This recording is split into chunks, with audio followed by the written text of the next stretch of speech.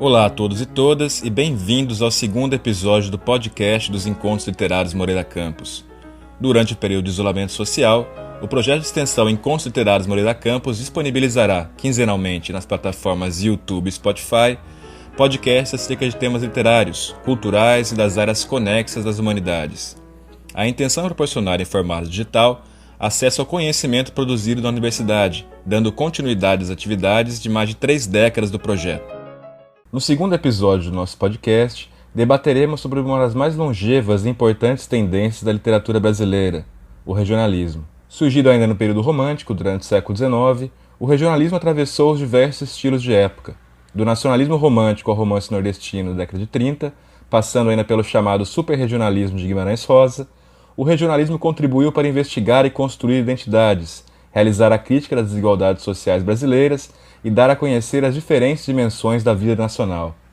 Porém, se antigamente o regionalismo mirava especialmente ambientes de geografia e de cultura rurais, contemporaneamente a tendência parece se reconfigurar em um país agora majoritariamente urbano, no qual a confluência entre culturas e a permeabilidade entre os territórios adquirem novas facetas. É possível, nesse sentido, se falar em um neorregionalismo? E quais são as suas particularidades e alguns de seus principais autores? Para falar sobre o assunto, os Encontros Literários convidaram Erasmo Braga de Oliveira Brito, doutor em Estudos da Linguagem pela Universidade Federal do Rio Grande do Norte, professor da Universidade Estadual do Piauí, a UESP, e do Programa de Pós-Graduação em Letras da Universidade Federal do Piauí. Erasmo Braga é ainda autor do livro Neorregionalismo Brasileiro, Análise de uma Nova Tendência da Literatura Brasileira, publicado em 2017 pela EDUFP, e é também coordenador do NENIM, Núcleo de Estudos em Neorregionalismo, Imaginário e Narratividade. De início perguntamos a Erasmo Braga, como se deu sua iniciação nas pesquisas sobre o regionalismo e como chegou à categoria de neorregionalismo para a produção contemporânea dessa vertente?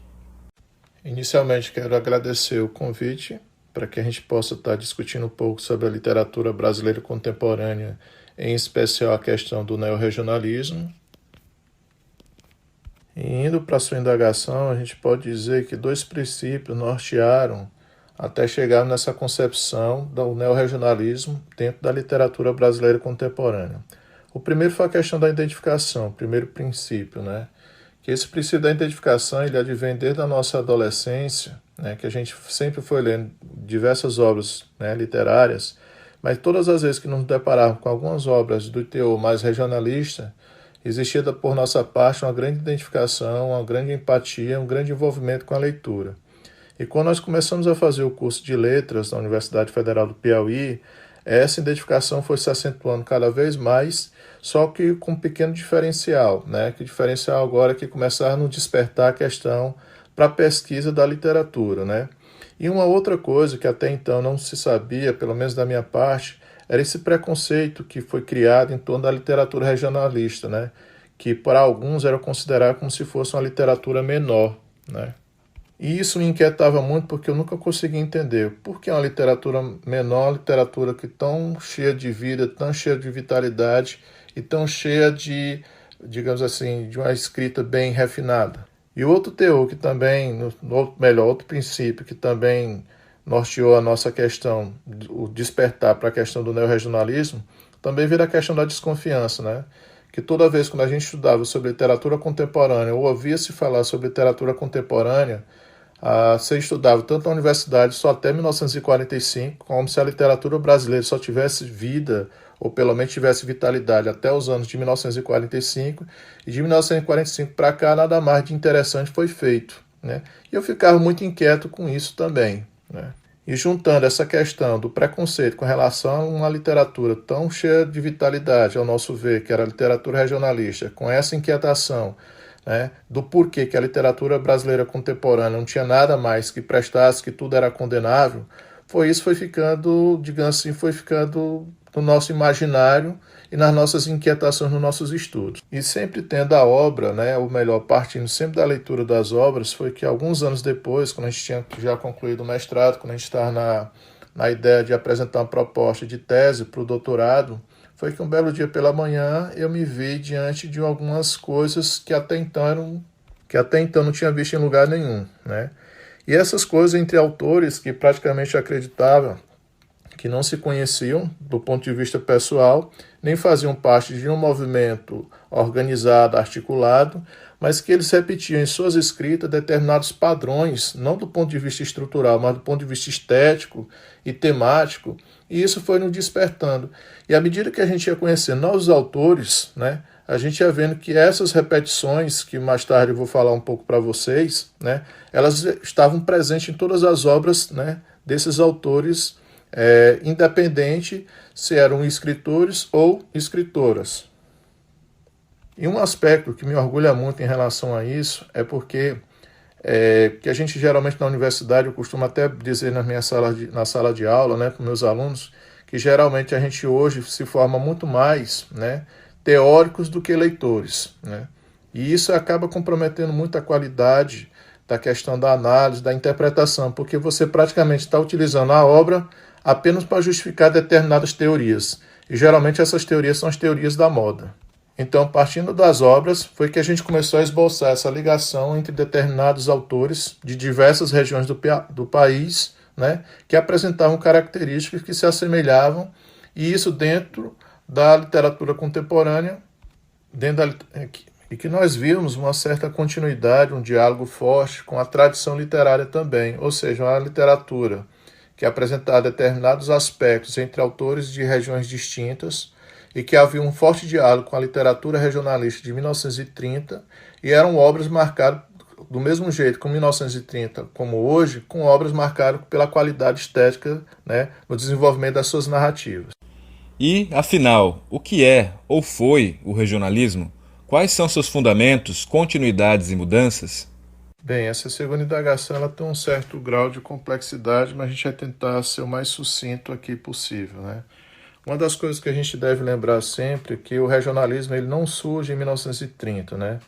O regionalismo surge dentro da estética romântica, só que ao contrário do regionalismo de 1930, esse regionalismo romântico, ele era marcado por teor mais localista, exaltava mais questões exóticas, né?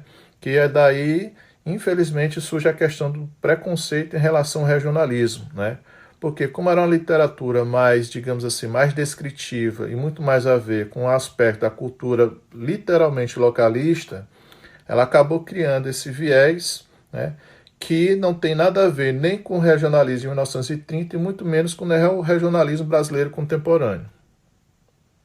E essa questão do regionalismo, ele é retomado nos anos de 1930, né, que inclusive Alfredo Bosco costuma dizer que é a década do romance, né? E lembrando sempre uma observação importante que muita gente acha que pelo aquele embate que teve entre Gilberto Freire de um lado com José Lindo Rego, né, e do outro lado nós tínhamos Oso de Andrade e Mário de Andrade, era como se fosse uma rivalidade entre modernismo versus regionalismo, né? Ou seja, essa dualidade nunca aconteceu, como até bem coloca Luiz Bueno, naquele livro dele fantástico chamado Romance de 30, ele demonstra exatamente, de maneira argumentativa, que o regionalismo só foi possível, né, o regionalismo de 1930, só foi possível diante da revolução, digamos, da modernidade dentro das letras que estava ocasionando, começando tendo como marco, né, a Semana de 22 em São Paulo, da Semana de Arte Moderna. E o interessante nessa questão do regionalismo de 30 é que a gente tem pela primeira vez, de maneira mais estética, né, a problematização das questões sociais, né, dentro de um viés bem elaborado, de uma literatura madura, de uma literatura que realmente veio para ficar, que tem muito a dizer, né, e a partir daí que a gente começa a ter uma literatura regionalista, que a gente pode dizer que problematiza as questões sociais sem perder na sua qualidade estética das obras.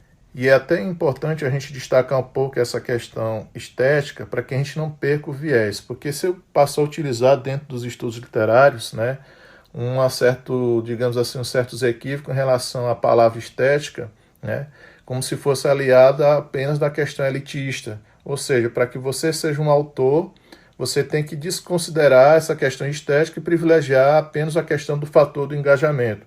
Isso é um equívoco quem pensa dessa maneira, porque tanto a questão estética como a questão do engajamento, eles não são incompatíveis, muito pelo contrário. Você é um sujeito engajado e produz obras relevantes, isso potencializa mais ainda o seu discurso literário e o seu engajamento social também, utilizando-se das obras. Porque através dessa questão da estética, que a gente tem que lembrar é que a arte literária ela garante a sua autonomia, né? Enquanto que o panfleto não. O panfleto é apenas reivindicativo de apontar problemas, de cobrar soluções, mas isso não faz um panfleto, por exemplo, ser um instrumento literário, né? Por mais que a gente chegue hoje nas questões das relativizações das coisas, mas a gente tem que lembrar um pouquinho disso, que a literatura não é panfletarismo. E esse regionalismo desenvolvido em 1930, ele foi se estendendo até quando nós chegamos no momento dos anos 40, né, com Guimarães Rosa, que aí ele mais ainda potencializa essa questão do regionalismo, né, dentro da literatura brasileira.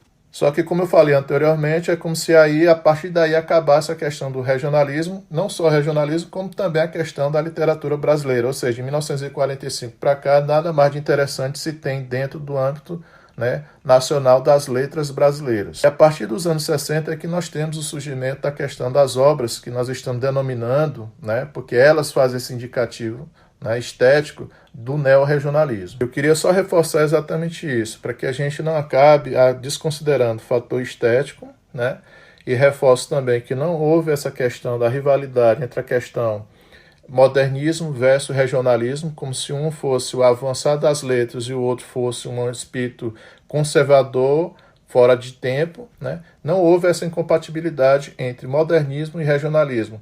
O regionalismo de 1930 só foi possível diante das questões das conquistas da Semana de Arte Moderna e das suas consequências e dos seus efeitos ao longo da literatura, né, da cultura também. Erasmo Braga aborda, em seus estudos, autores como Francisco Dantas, Raimundo Carreiro, Assis Brasil, Ronaldo Corrêa de Brito e Maria Valéria Rezende.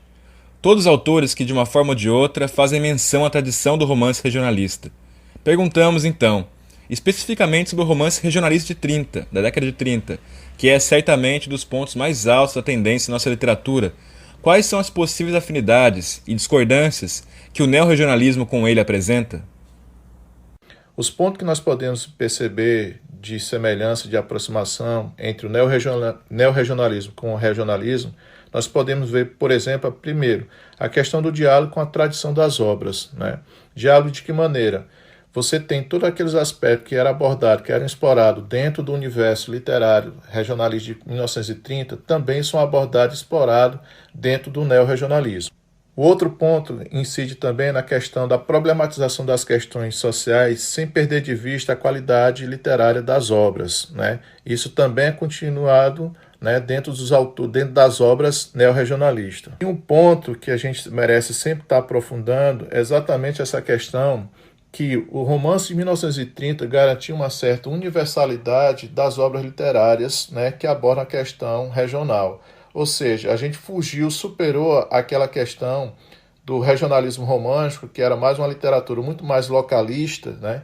A partir de 1930 a gente tem a superação desse aspecto, digamos, local, e nós temos uma certa universalidade da produção literária. Ou seja, o movimento regionalista não era um movimento, né, uma literatura que produzia apenas aspectos restritos de maneira local.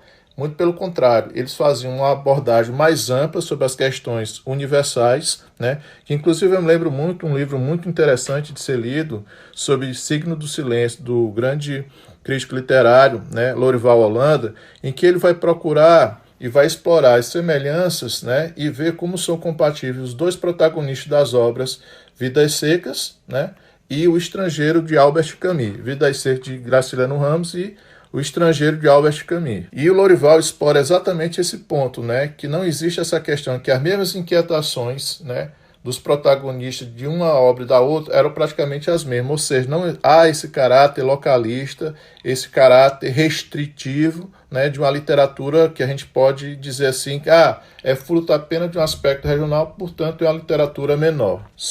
Que não só de semelhanças, né, a gente vê na questão do neorregionalismo com o regionalismo. O neorregionalismo ele traz algumas particularidades que fogem um pouco da questão regional, né, que a gente pode destacar algumas diferenças, por exemplo, dentro das obras regionalistas, né, de 30, nós tivemos a participação das personagens femininas de maneira ainda muito submissa aos personagens, né, do gênero masculino. Já na questão do neorregionalismo, nós temos uma autonomia das personagens femininas, ou seja, as personagens femininas, se elas não são protagonistas nos enredos, né, elas também gozam de uma certa autonomia, no sentido de fazer as suas vontades, não mais ser apenas instrumento de submissão à ordem, né, do poder patriarcal, do poder do masculino, não. Inclusive, esse ponto é interessante porque faz com que, de repente, o traço neorregionalista dessa autonomia das personagens femininas, ela passe a independer se o autor, ou melhor, se é um escritor homem ou se é uma escritora, né, dentro do que compõe, que desenvolve a narrativa. Do mesmo jeito que eu posso pegar, por exemplo, as obras de Francisco Dantas, né, as personagens femininas, também eu posso ver nitidamente essa autonomia em Maria Valéria Rezende, né? Então, essa questão da autonomia das personagens femininas é uma conquista do neorregionalismo que independe do seu escritor, seja homem, seja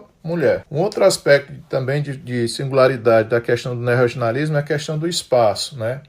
Nas obras regionais de 1930, o espaço ele fazia mais uma composição de cenário dentro das narrativas. No neorregionalismo, o espaço ele é quase que, como digamos assim, co-participe, né, dos enredos. Não no sentido de ser determinista, né, mas no sentido de realmente participar. E o espaço ele é problematizado dentro dos enredos. Inclusive, a gente começa a explorar um espaço, não mais só um espaço de ordem física, mas principalmente de uma ordem mais subjetiva. Um espaço que está dentro do personagem, e não um espaço que está fora do personagem, né? Inclusive, alguns enredos, como a gente pode ver na obra do Assis Brasil, chamada Pacamão, né? Nós temos um espaço de uma casa que era denominada Palacete, que é uma casa aristocrata, né? Que a gente vê, inclusive, esses espaços funcionando até mesmo como um personagem dentro da própria narrativa. E além desses aspectos da autonomia feminina e da questão também do espaço problematizado, né, um outro aspecto interessante dentro das obras neorregionalistas está a questão da memória, né? A memória ela funciona como uma espécie de resistência a essa homogeneização da cultura que nós nos temos deparado, né? A memória funciona como uma defesa, como uma valorização dos aspectos regionais, como também de identificação dos personagens dentro do enredo, que particularizam, né, esses personagens, faz com que, de repente, a gente acabe fugindo um pouco dessa cultura globalizante, né, que padroniza os comportamentos, os anseios e o desejo das pessoas, e no caso seria dos personagens, né? Ainda sobre essa questão da autonomia feminina nos romances neorregionalistas, como isso pode ser pensado nessa literatura, escrita majoritariamente por escritores homens, a partir das obras de Raimundo Carreiro e Assis Brasil, por exemplo?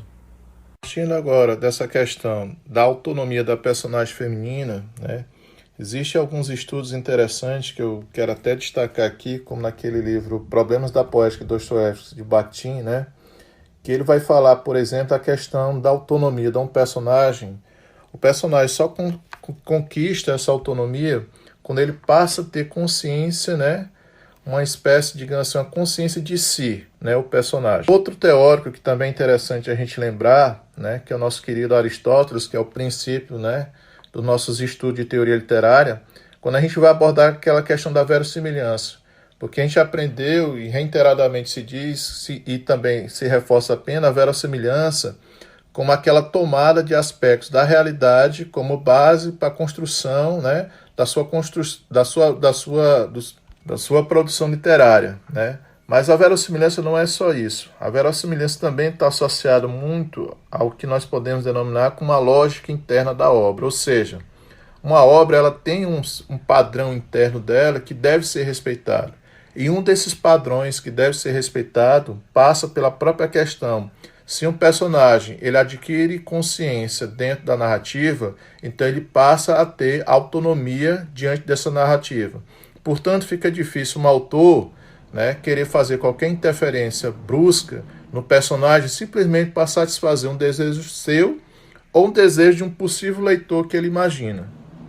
E com base nisso, nós temos, por exemplo, que dentro das obras neorregionalistas, essa questão da autonomia feminina é algo que é marcante, né? E aí a gente pode destacar, por exemplo, a cota dentro de uma obra chamada A Filha do Meio Quilo, né, do Assis Brasil, que faz parte das 4 obras que compõem a tetralogia piauiense, que Cota é uma pessoa que consegue se impor numa cidade provinciana. É uma mulher que consegue criar as filhas, que consegue gozar de autonomia e de realizar todas aquelas vontades que ela tem desejo. E, inclusive, de não depender e não ter a necessidade de ter de nenhum parceiro, de não ter nenhum homem. Mas aqui eu não estou associando ela a outras personagens femininas como Luzia Homem, não. Não, na realidade, Cota, ela tem uma projeção, ela tem uma afirmação social, independente se tivesse ou não um companheiro, independente se tivesse ou não um homem, né? Do mesmo jeito, nós podemos pegar Íris, a obra de Somos Pedra que se Consome, de Raimundo Carreiro, que Íris é uma personagem fantástica. É uma personagem que realiza todas as suas vontades e que todos os homens, né, os personagens masculinos, né, que acabam se submetendo a ela e não o contrário. Uma outra personagem do Raimundo Carreiro, de uma obra chamada Sombra Severa, né, que é a Diná, essa que é incrível, né? No início da narrativa ela se apresenta como aquela coisa pacata, calma, submissa, só que no desenrolar da narrativa ela vai ganhando tanta força, tanta força, tanta força, que ela acaba se vingando, que aí eu não vou cometer o chamado espólio, que ela acaba se vingando a morte do amado diante de quem o matou, sem necessariamente recorrer a qualquer tipo de violência, a não ser a violência no sentido de se impor a sua autonomia diante, né, das condições que ela teve que enfrentar. E é interessante a gente observar o seguinte, que essa questão da autonomia feminina não parte do princípio da questão de um discurso politicamente correto que a gente tem muito visto, né, e debatido e conversado hoje, não, né? Na realidade, como a gente pegando uma base do diálogo entre a literatura e a sociedade, a gente vê que as mulheres conquistaram essa autonomia no meio social, né? E mais do que nunca, como as obras literárias ela tem esse diálogo entre o social e a arte, acabou também sendo inserido, sendo compondo o universo literário, o universo ficcional, essa autonomia feminina. Ou seja, isso não foi nenhuma bondade de que de repente os autores disseram, vamos aqui nos reunir e vamos agora fazer o politicamente correto, ou vamos dar vez e voz às mulheres porque nós somos bonzinhos. Não, isso também é uma conquista feminina, que partiu do ponto de vista social e que adentrou o universo literário também. E a gente sempre reforça esse aspecto, né? Que é que esse diálogo, que inclusive é uma das obras mais lidas e comentadas do Antônio Cândido, entre literatura e sociedade, ela acontece e muito, e isso é muito interessante. E só para reforçar uma coisa, né, que mais uma vez, essa questão da autonomia da personagem feminina dentro do neorregionalismo independe se o escritor for do gênero masculino ou feminino. Tanto faz ser Francisco Dantas, Assir Brasil, Raimundo Carreiro, Ronaldo Corrêa de Brito, com Maria Valéria Rezende, a autonomia feminina é a mesma, fruto de todas as conquistas da mulher, tanto no meio social como também no mundo das artes. O espaço rural é certamente o espaço privilegiado da literatura regionalista. Isso, contudo, não acontece no neorregionalismo, em cujas obras é uma dissolução ou indiferenciação dos limites entre o rural e o urbano, em especial na sua função enquanto categoria narrativa significativa para a representação da nossa época. Quais as considerações que você poderia fazer sobre essa questão? Esse outro ponto em relação à questão do espaço rural e espaço urbano, realmente, basta a gente também lembrar de um ponto de vista também social e histórico, né? Até os anos 30, nosso país predominava muito mais o aspecto rural do que o espaço urbano. E desde os anos 60, 70 para cá, nós temos essa inversão, que predomina muito mais o espaço urbano do que o espaço rural. E aí essa transformação, assim como aconteceu, como eu falei anteriormente, em relação à autonomia da personagem feminina, também a migração do espaço rural para o espaço urbano também foi acompanhado pela literatura diante desse aspecto, né, do diálogo entre a literatura e a sociedade. Só que o interessante é que, mesmo saindo do espaço rural, adentrando o espaço urbano, muitos aspectos, né, da tradição, não digo assim uma tradição rural, mas muitos aspectos da tradição regional também foram acompanhados e foram desenvolvidos dentro do cenário urbano. Outro aspecto também interessante nessa questão do espaço, né, é que o espaço, como eu falei para vocês anteriormente, ele não é mais um espaço meramente de composição de cenário, ou seja, um espaço físico, né? O espaço dentro do neorregionalismo ele é muito mais problematizado e é um espaço que passa a fazer parte muito mais do interior das personagens do que propriamente um aspecto meramente externo, né? E esse espaço, por conta de desenvolver uma que nós podemos chamar de uma espécie de memória afetiva, né? Ele acaba produzindo nos personagens também uma identidade. E essa identidade ela é crucial para que os personagens possam se desenvolver, né, no sentido de se identificar, né? Ou seja, você se sentir pertencente àquele lugar de alguma maneira fazer com que você tenha referência, né? Porque esse ter referência, ele faz com que você acabe produzindo uma relação de sentido com as coisas. Um sujeito sem referência é um sujeito sem sentido, né? Em Galileia, romance de Ronaldo Corrêa de Brito, a narrativa sobre a família e a propriedade, bem como a presença da tradição popular, são questões que remetem à tradição regionalista. Como esses elementos se ligam às particularidades do personagem, do indivíduo contemporâneo, que se divide entre a modernidade e a tradição, isso pode ser lido, inclusive, como um elemento representativo do Brasil contemporâneo? Interessante nessa pergunta que um aspecto que é bem notório, né, entre quem estuda as ciências humanas e letras, né, que a gente sempre, se alguém me perguntasse, de repente, quais são os dois sentimentos que nós temos, né, em qualquer área de estudo sobre o Brasil, um aspecto seria a questão da identidade. A gente sempre está na procura, na busca de uma identidade nacional, de uma identidade, né, regional, e a outra coisa é com relação à própria questão de tensões, né? Nós somos marcados por tensões entre o norte e o sul, tensões entre o litoral e o interior, tensões entre o branco e o negro e por aí vai. Me lembro muito um livro chamado Cinema e Literatura no Brasil, né, da francesa Sylvie Debès, né, que ela enfatiza muito essa questão das tensões, né, que até no cinema, em que você vai utilizar a questão de uma literatura regional para produzir um cinema com traços regionalistas, essas tensões estão sempre presentes, estão sempre marcantes. E o nosso Brasil contemporâneo ele é exatamente isso. A gente quer, né, de repente, do ponto de vista político e econômico, desenvolver o trem-bala com, de repente, problema de saneamento básico, que é algo que já foi, digamos assim, resolvido em boa parte do mundo, né, chamado desenvolvido, enquanto que nós queremos ter um trem-bala com, de repente, nem as questões, né, do saneamento básico a gente resolveu. E o nosso Brasil contemporâneo ele é muito cheio disso, de contradições, né? Porque a gente acaba tentando desconsiderar tudo que é nosso para importar tudo daquilo que de repente alguém julga que é mais interessante, né? Sob uma ótica de consumo, sob uma ótica de repente se sentir cidadão do mundo. E o nosso querido personagem Adonias, né, o protagonista do romance Galileia, né, de Ronaldo Corrêa de Brito, ele é muito isso, né? É um personagem repleto de conflitos exatamente porque ele fica nessa tensão, né, em que ele tenta trazer para si um sentimento de ser cidadão do mundo com a cultura importada, só que essa cultura, ela praticamente é ausente, é alheia a ele. Porque, na realidade, o que Adonias mais se identifica é exatamente com essa tradição regional. É tanto que quando ele vai para a Fazenda Galileia, ele fica o tempo todo em conflito com todos os outros personagens, principalmente com ele, exatamente por não aceitar essa identificação com o aspecto regional, com a tradição. Ele força isso. Inclusive, eu ouço dizer, e me perdoe o Ronaldo Corrêa de Brito, que Adonias tem muito de um pouco, né? Se você pegar as entrevistas dele, um pouco de Ronaldo Corrêa de Brito.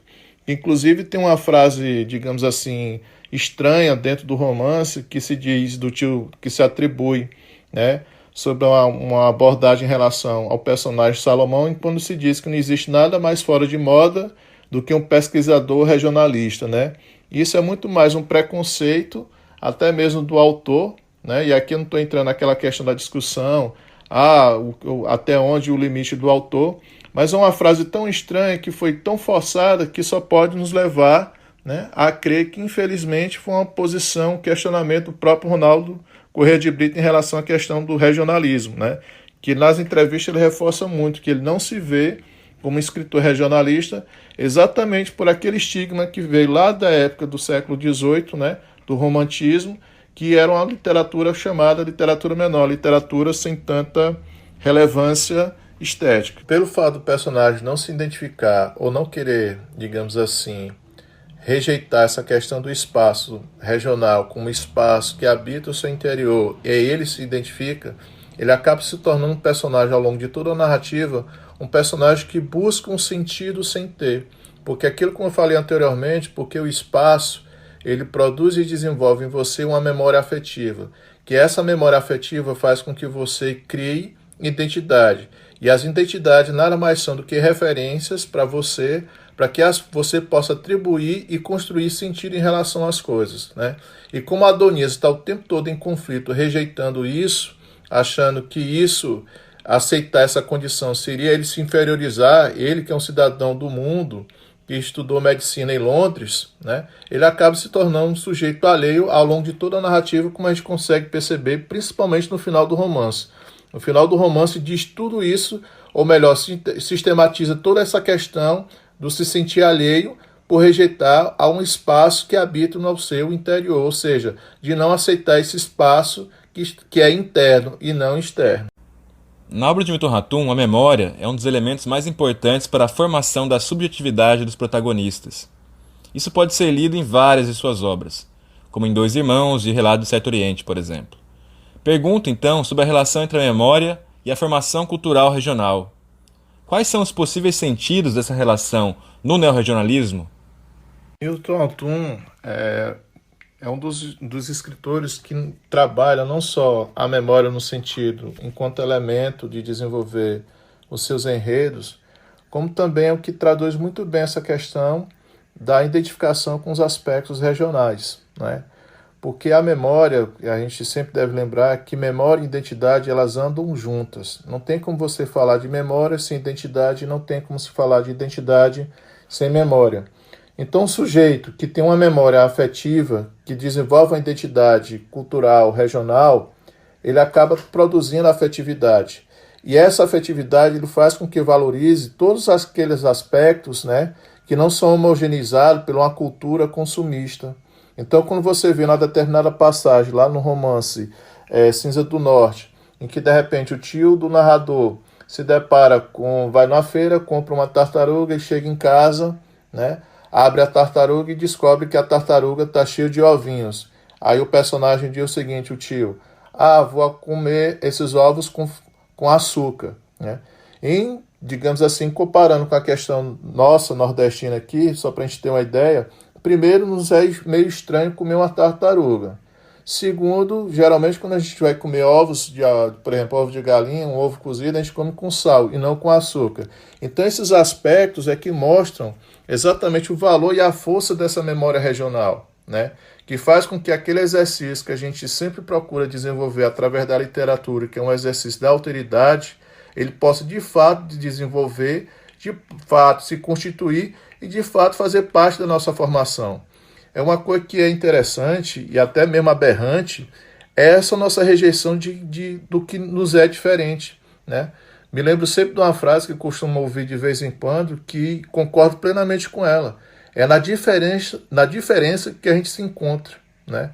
E a gente tem que levar muito em conta, desculpa a redundância, em relação a isso. Exatamente porque essa diversidade cultural, essa diversidade regional nos promove tanta riqueza, tanta aprendizagem, tanta formação, né?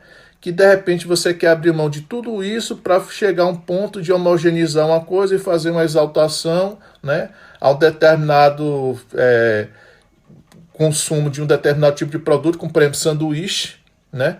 E de repente outras particularidades que você pode vivenciar, pode experimentar, pode desenvolver como benefício para a sua vida, você vai deixando de lado. Não.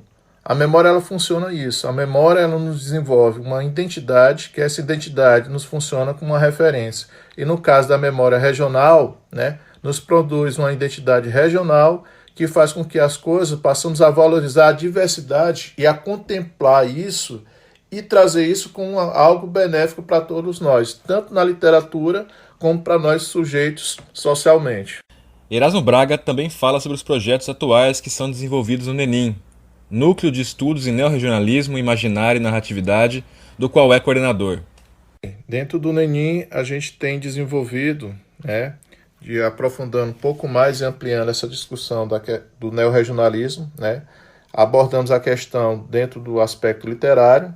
Agora a gente está desenvolvendo projeto relacionado ao neorregionalismo dentro do cinema e também dentro da pintura, Inclusive uma das pesquisadoras, a Rusler, ela vem fazendo um diálogo interessante sobre a respeito dessa questão da pintura neorregionalista, Só quero reforçar que uma coisa que a gente não está fazendo é criando neologismo, achando que a partir da gente a gente está inaugurando um novo patamar de discussões, uma coisa inédita. Não, nós estamos aperfeiçoando, nós estamos aprofundando essa discussão pertinentes em relação a essa cultura regional na contemporaneidade, A gente está explorando isso na literatura, estamos partindo agora para o cinema e para a pintura também. E um outro projeto que a gente está desenvolvendo dentro do estudo do Grupo NENIM está relacionado à questão de estudar essas tendências literárias, Porque, como eu sempre digo para os meus alunos também, quando alguém falta alguma ideia para desenvolver, seja um trabalho de monografia, seja um trabalho de dissertação, uma tese de doutorado, eu sempre digo, a literatura contemporânea é a mais rica fonte que vocês têm à disposição. Só que, como é tanta coisa, você precisa ser bem seletivo naquilo que você quer e daquilo que você se propõe. E aí, como na pós-graduação eu tive a felicidade de encontrar essas pesquisadoras que estão investindo no estudo da pintura, no estudo da questão da adaptação cinematográfica do neorregionalismo, então a gente está voltado mais para esse tipo de atuação. Além do, como eu mencionei para vocês, a questão do neorregionalismo, ou melhor, da questão das novas tendências da literatura contemporânea, como, por exemplo, o Esse Homo Fictus, O que é que se vem, aqui meio que uma paródia com aquele livro do Nietzsche, Eis o Homem Ficção, que a gente está desenvolvendo. E aí, inclusive, um dos instrumentos, um dos autores que a gente tem abordado muito, é aquele livro Machado, do nosso querido Silvano Santiago, que é um romance em que você cria não só uma biografia do autor, como você faz uma mistura de tudo, Porque é um romance espetacular, em que você tem a questão da crítica literária, você tem a questão dos aspectos históricos, dos aspectos biográficos reais em relação a Machado de Assis, como um aspecto também imaginado por Silvano Santiago em relação a Machado de Assis. Por fim, o que você poderia dizer sobre a questão regional, hoje, na literatura e na cultura brasileira de um modo geral? Quero agradecer imensamente a oportunidade da gente estar conversando sobre, E um outro aspecto também que quero deixar é que a gente precisa realmente valorizar essa questão regional, Valorizar essa diversidade que nós temos a oportunidade e que nos deparamos cotidianamente, no nosso país, sem precisar ir tão longe, e nem atravessar nenhum oceano. Então, valorizar esses aspectos regionais e perceber que realmente na diferença a gente se encontra, na diferença a gente cresce, amadurece, e adotar postura como, por exemplo, nós temos, só para ilustrar, um grande escritor norte-americano chamado William Faulkner, que ele é um escritor regionalista americano. Só que nem de longe ele sofre qualquer dano ou preconceito ou qualquer restrição por isso, muito pelo contrário.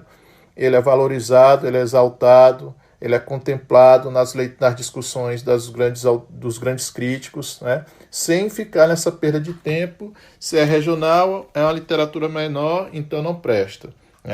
E eu espero que de alguma maneira a gente possa ter contribuído para essas discussões e me coloco à disposição de qualquer outra pessoa que quiser para a gente dialogar um pouquinho mais sobre isso, viu? Agradeço muito e deixo aqui meu abraço. Essa foi a segunda edição do podcast Encontros Literários Moreira Campos, uma iniciativa do Centro de Humanidades e Departamento de Literatura da Universidade Federal do Ceará, com apoio da Pró-Reitoria de Extensão. Coordenação de Júlio César Bastoni e equipe técnica e de divulgação formada por Maria da Conceição Campelo e Cariane dos Santos. Acompanhe nossas atividades, se inscreva nos nossos canais, no YouTube e no Spotify, bem como em nossas redes sociais, no Facebook e no Instagram. Um muito obrigado e até a próxima!